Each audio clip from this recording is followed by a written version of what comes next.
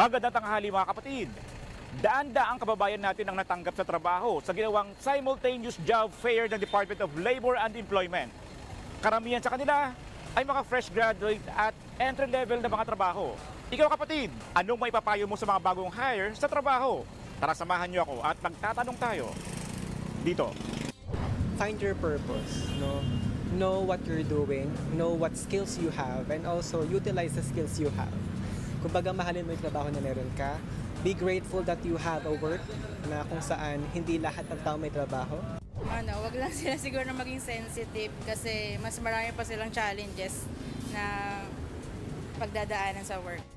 Siguro pagbutihan nyo yung trabaho nyo kasi mahirap po makahanap talaga ng trabaho ngayon, lalong-lalo na ngayon. So, i-all out nyo talaga, then bigyan nyo talaga lahat sa mga bagong employer nyo. First is aralin muna nila yung workplace environment na ginagalawan nila sa bago nilang trabaho. And if ever man comes to worst na natotoxica na sila doon, make sure na na may sigurado silang malilipatan bago sila tuluyang mag-resign. Ako ang inyong kahanin ng bayan, ang tunay at nag-iisang pantanggal umay sa pananghalian.